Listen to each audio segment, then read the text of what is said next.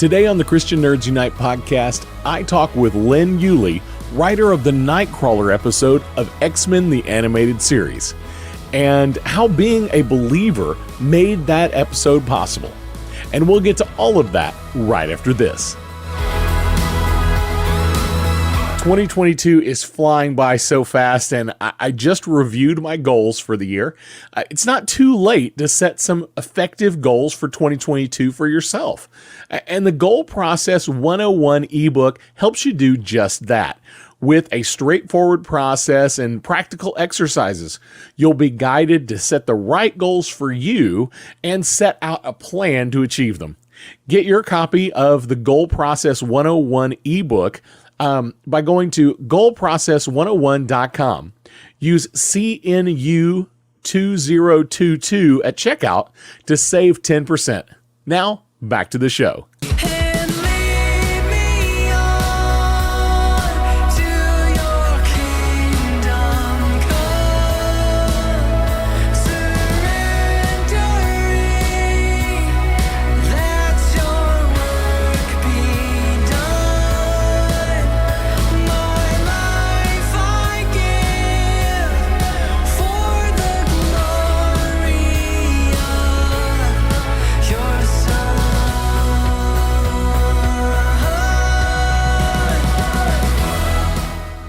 Lynn Yulee is a fantastic and prolific animation writer. Having written over 200 episodes of various animated shows, he's worked on many of the nerdy cartoons that you've probably seen, including things like Darkwing Duck, Iron Man, Static Shock, Avengers, Justice League, Ben 10, VeggieTales. It's so many more. But for the Christian nerds, he's probably best known as the writer of the Nightcrawler episode from X-Men the Animated Series. It was amazing to connect with him, but before we get to our interview, let's read some scripture. Let's start with Colossians 3:23 through 24. Whatever you do, work at it with all your heart, as working for the Lord, not for human masters, since you know that you will receive an inheritance from the Lord as a reward. It is the Lord Christ you are serving. And 2 Timothy 2:15. Do your best to present yourself to God as one approved, a worker who does not need to be ashamed and who correctly handles the word of truth. Lynn is a great example of someone who uses his talents to entertain, as well as, whenever possible, to share the truth of the gospel. The Nightcrawler episode shows he was not afraid to share his faith, and in his own words, he was chosen to write it because those around him knew about his faith. Now, let's get right into my interview with Lynn Yulee. Lynn, it is so great to have you on the show today. I want to welcome Lynn Yulee to the Christian Nerds Unite podcast. So tell us a little bit about who Lynn Yulee is. Well, that could take days, but I'll do the short version. I'm a native of Los Angeles. I have always wanted to be a writer. I was a writer before I knew I wanted to be a writer. I think the first script I wrote is in a box somewhere. It was a Star Trek because, I was a fan, and I was writing musicals and student films in high school and college. And I had my first sale, professional sale, when I was a junior in college. It was an episode of a show no one remembers called Holmes and Yo-Yo. It was on ABC for 13 weeks. And then a year after that, in my senior year, I had a TV series format optioned. It's sort of like a mini Bible for a TV series. And that was, about the first black president of the United States. Like that could happen, right? But it was 1977, so it was a little ahead of its time. And so I said, oh, well, look, I've had 2 sales already before I got out of college. This is going to be easy. Rocket to the moon. What a career I'm going to have. And then 3 years of radio silence after that. So, first breaks, followed by more first breaks, followed by, work here and there. I was lucky early on, but really learned how to be a writer over several years, and then accidentally became an animation writer when I was writing industrials, corporate films, and stage shows. And one of the mom and pop companies I worked for, the pop was an actor named Michael Rye, who was the voice of Duke Igthorn on the Gummy Bears. And so he introduced me to Jim Magon, who was the story editor on the Gummy Bears, and I got to write one Gummy Bears and then one DuckTales called Where No Duck Has Gone Before. You can see a pattern forming here, right? Nice. Well, hey, before you go any further, you said you wrote for Gummy Bears. Yeah. I just had Katie Lee on the show, who was one of the voice actors for Gummy Bears. Yes, so basically we were starting more or less, I mean, she probably had started a little earlier, about the same time. And so, our paths have crossed from time to time as well. But anyway, so then I got signed on a multi-year deal at Disney TV Animation. That was the beginning of my animation career. And that's what I've been doing basically ever since, occasionally getting some live action work, but mostly in animation. And so it's been a living, I've been very fortunate. Amazing. Well, talk to me a little bit about writing for animation, because I know, you mentioned you've done some live action, but not a lot, mostly animation. Is there a major difference when you're writing something for animation versus writing something for live action? Well, let's see. Outside of the fact that you're paid 50% or less for each script, and you get no residuals, in most animation, there are the primetime, the Fox animated shows that are under Writers Guild deals, but most animation is not written under the Writers Guild, though they're making efforts. If you're under Local 839 of the IATSE, this is getting really into the weeds right away. Your fans are going to be thrilled about this. Like if I wanted a primer on labor relations, I would have tuned in another episode. But anyway, so you're writing, the process of writing is very much the same. Some animation scripts are a little more detailed in terms of stage direction, but we're all using the same software. We're all using probably Final Draft, and we're all writing dialogue and stage direction. And there's the difference is you're sometimes, but not always, directing more on paper in TV animation, particularly when I was starting out, when it was almost like each script was like shot for shot. You really had to really direct on the page, which is anathema when you're writing live action. They will give you the boot straight away if you do that. So writing, the process is the same.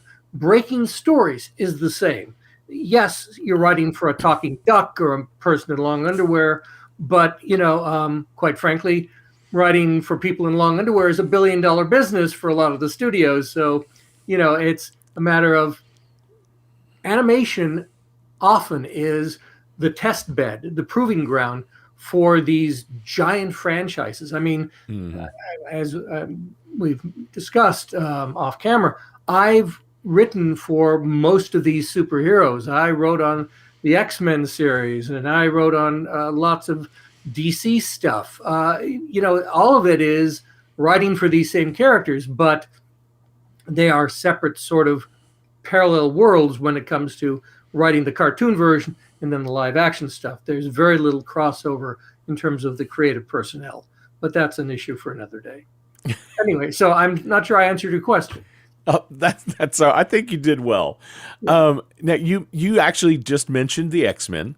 So why don't we jump into that, because that's part of the reason I wanted to get you on the show.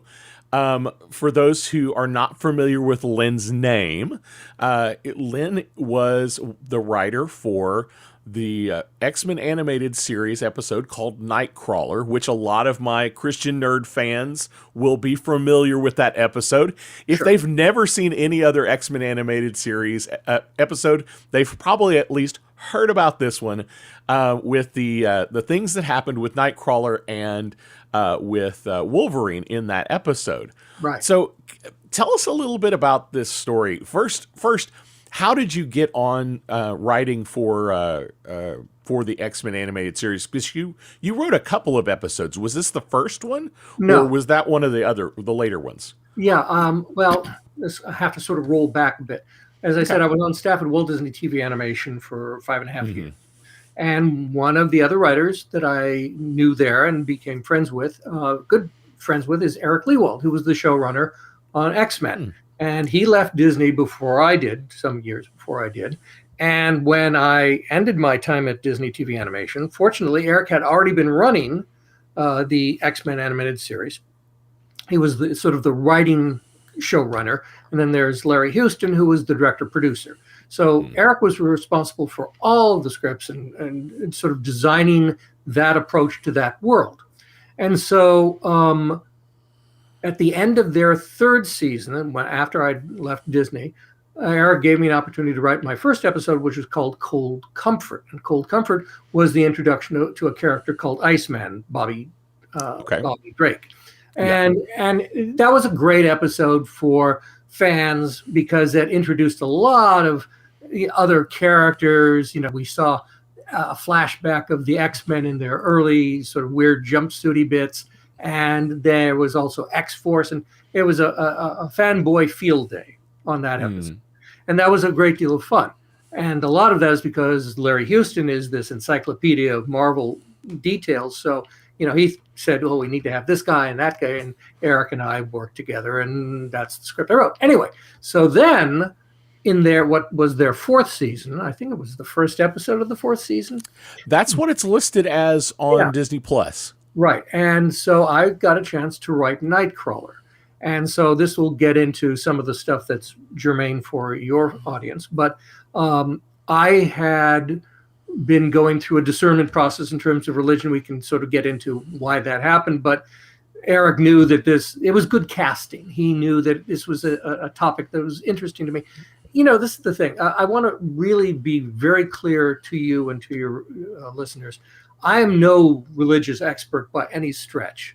I came to faith, such as it is for me, in adulthood. I was, raised not in any particular denomination, but after a family tragedy, after the death of my mom, I ended up at a church and felt at home and began the process of sort of feeling out that world because, I'd always had an interest. One of my favorite films growing up, or miniseries, was Jesus of Nazareth. Now, why did that move me so much? I don't know.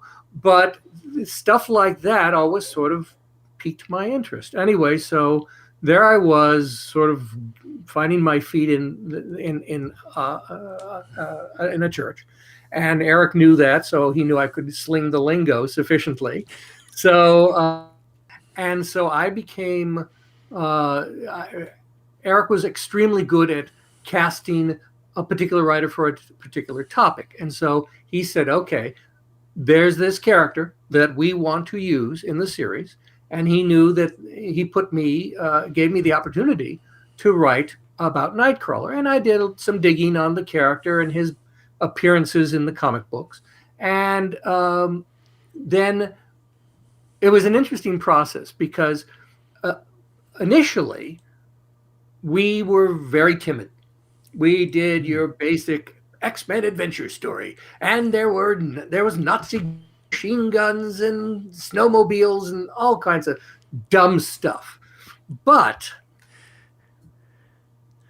by then, 4 seasons in, Eric and the people he worked with had sort of proven that they could handle all sorts of interesting topics in a serious way. They weren't going to be frivolous. They weren't going to be do anything that would reflect badly on Fox Kids and all that sort of thing. So they had this full support of Margaret Lesh, who was the head of all Fox Kids, and Avery Coburn, who was the standards and practices supervisor, and she was totally on board. And we had the executive who worked under Margaret Lesh, named Sydney Iwander. And Sydney, after we turned in our first sort of story treatment on this thing, said, no, I want to hear about a loving, giving God. What's all this other nonsense? So we pared it down. So God bless Sydney, right? So absolutely, he's a fascinating character. He's sort of a curmudgeon and deeply, deeply cares. He's sort of the network executive on the Batman the Animated Series. So he knew his comic book stuff backwards and forwards. And he is, kind of a scholar of all things, including New and Old Testament. Anyway, so we pared it down to a much simpler story. And it got down to basically a dialogue about faith and loss of faith. Faith with a character who has every reason to be cynical, who, because he looks like a demon, right? Nightcrawler. Right. Kurt. And you would think, okay, well, this is a guy, if he has any reason to be cynical and unhappy about his lot in life, that would be the guy. But no, he has profound faith. Okay. And meanwhile, you have Wolverine and dire and horrible things have been done to him. So he has whatever faith he may have had, whatever interest in faith he may have had, that's all been stripped away. So here he meets this guy who is so convinced that God is looking after them. And it was like, oh, that's a great dramatic situation. We have two people with diametrically opposed perspectives, and they can talk about this. And of course, we still have to do an X-Men adventure where, there's dramatic stakes and violence to some extent and things like that.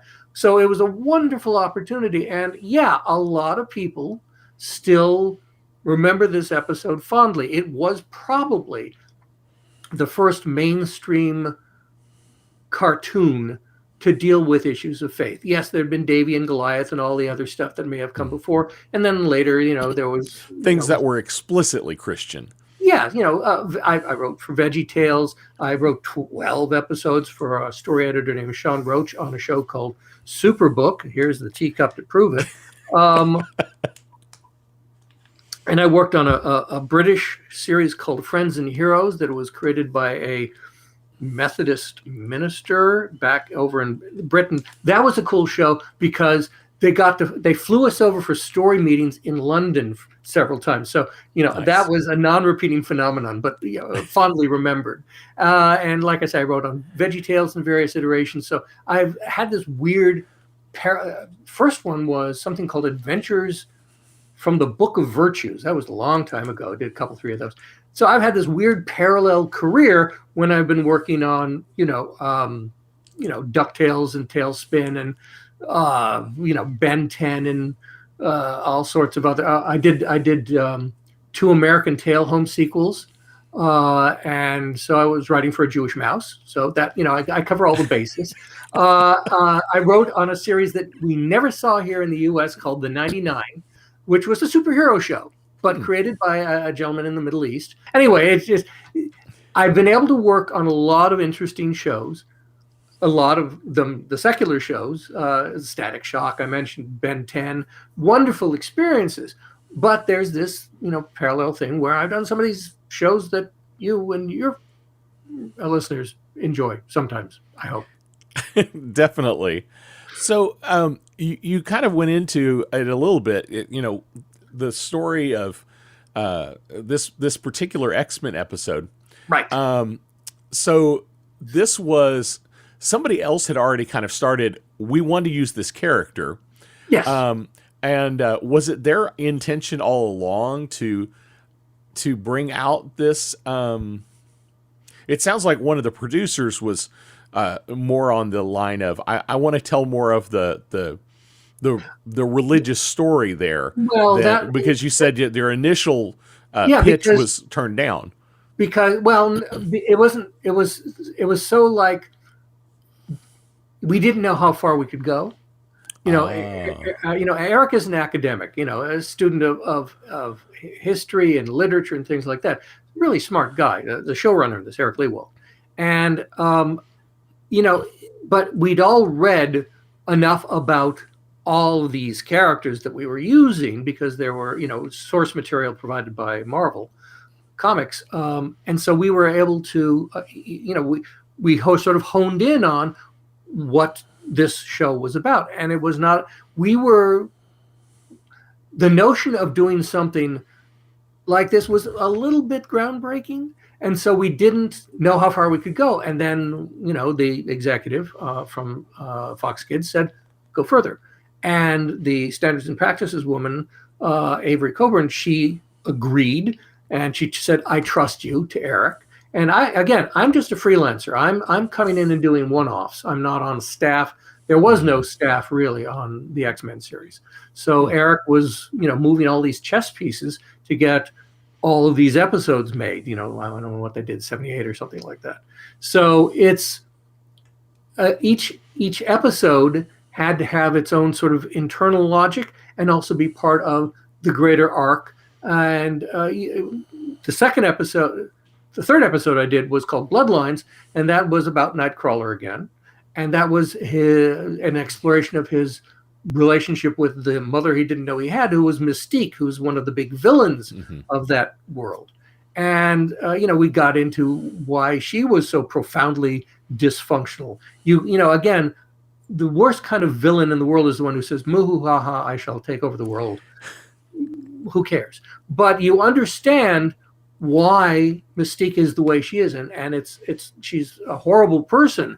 But the nice thing about writing anything really, live action or animated, is when you get into the stuff that's below the surface, that explores the human condition. I mean, it doesn't matter if I'm writing for a bear in a flying outfit, or if I'm writing for, people on a procedural drama, though I haven't had that opportunity. But, you are always writing about human feelings, human experience.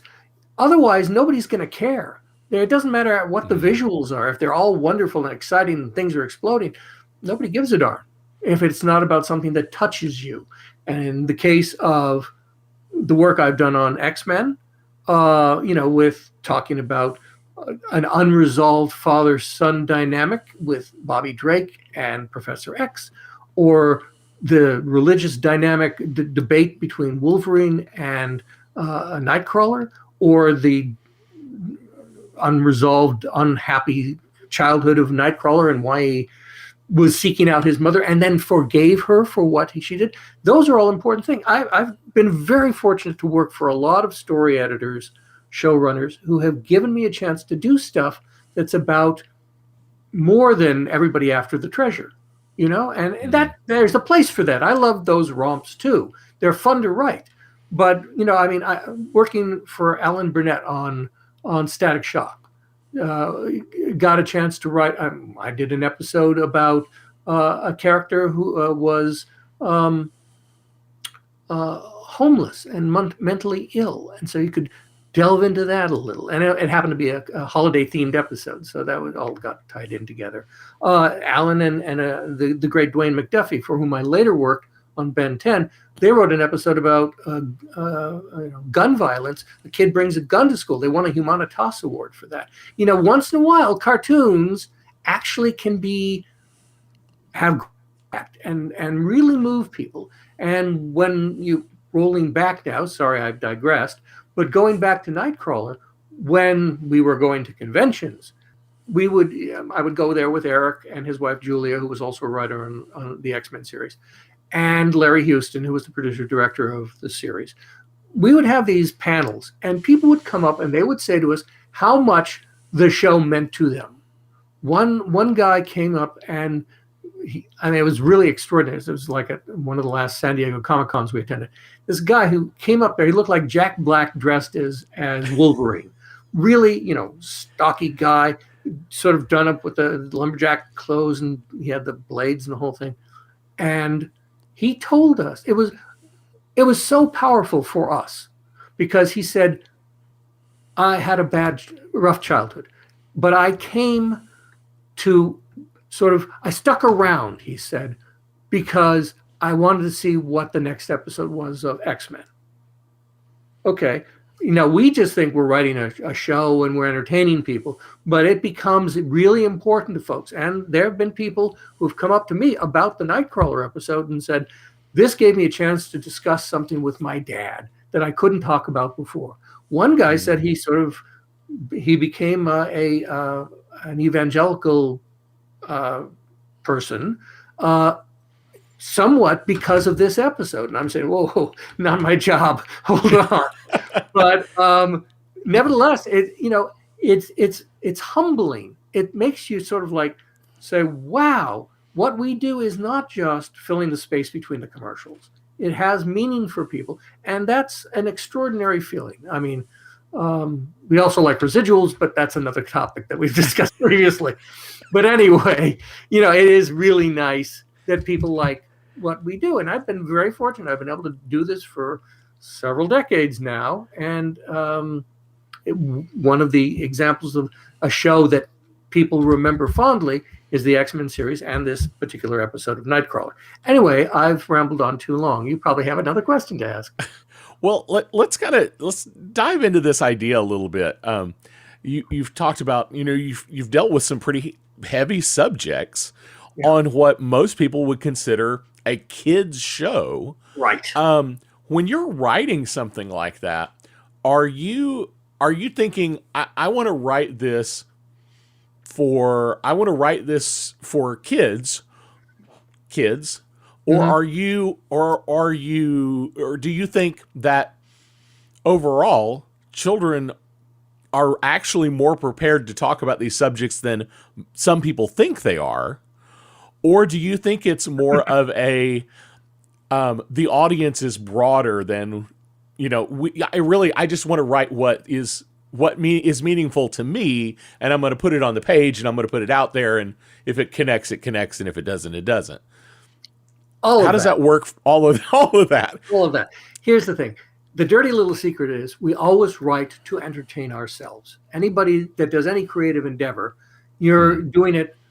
You've got to become and be engaged by the material. Otherwise, it's not going to be very good.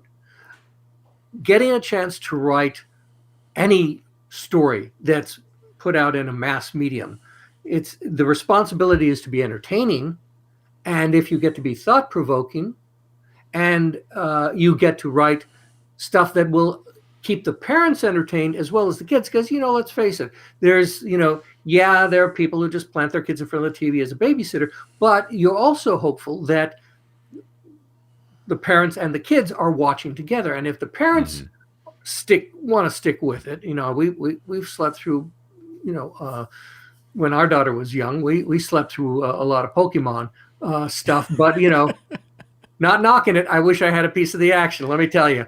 But it's like we get a chance to do something that engages people. How great is that? What an opportunity! What a privilege that is, So we're writing for ourselves, and we're again at the same time we're also cognizant of the sort of the target audience. I'm not going to write a film about a cartoon about drug addiction on My Little Pony. Maybe there are people who know how to do that. I probably couldn't. I mean, some jobs lend themselves, some shows lend themselves to serious topics, and some do not. And the worst thing you can do is trying to do a very special episode on a show that just can't carry that. Having said that, however, I think there is more opportunity on more shows than sometimes the people who make those shows or the people who provide guidance to the networks and the studios give kids credit. I think kids do get a lot more than the experts think. But then I'm not a psychologist. They have data to back up their perspective, and I just go by my gut, because I remember when I was quite young and watching, well, let's just say Warner Brothers short subjects, the Bugs Bunny stuff. Some of that was very adult, and it was because it was designed to be a short subject in a movie theater. It was for an entire family audience. Everybody who went to the theater saw that show at the same time. So when we watched it on television, it was like, okay, some of that goes over your head. But then you want to know what that means. You're reading Mad Magazine when you're 7, and you're saying to yourself, I don't get that joke, but I know it's supposed to be funny. Why is it funny? And you begin to sort of develop a taste, a sense of humor, and an interest in more stuff, more what does that content mean? And you grow up into it. So when we're doing a show like working on something like Ben 10 or Static Shock, and we can do big, funny, silly bits, and then we can do serious stuff, I was very fortunate. Like I say, Alan Burnett I worked for on Static Shock, the brilliant Dwayne McDuffie, who co-created Static Shock and created Milestone Comics. Dwayne passed in 2011, and it's a terrible loss because he was absolutely a bona fide genius, terrific guy. And so you get a chance to have people who are saying, okay, let's do something different. Let's expand the boundaries. It's a wonderful privilege. It doesn't happen all the time, but when it does happen, it's like, oh, wow, I get to flex different muscles, And so I'm very, very fortunate that I've been able to have a chance to do that on several occasions for various shows. I loved talking to Len about his experience writing for so many different animated series. Len and I talked for so long, I had to make this 2 episodes, so make sure you check back next week for part 2 of our interview. If you want to keep up with what Len is currently working on, follow him on Twitter at Len Yulee, and I'll put a link to his Twitter down in the show notes below. Well, that's all I have for you today. Don't forget to like, share, follow, click all those buttons down there, whatever they are, and so that you can keep up with us as we release new content. And you can find all of our social links to our YouTube channel, and to our online store at ChristianNerdsUnite.com. And while you're there, click on the support tab. We would love to have you as a Patreon. Before we go, I do want to leave you with this blessing from Philippians 1. And this is my prayer: that your love may abound more and more in knowledge and depth of insight, so that you may be able to discern what is best, and may be pure and blameless for the day of Christ, filled with the fruit of righteousness that comes through Jesus Christ, to the glory and praise of God. We'll see you next week. Blessings.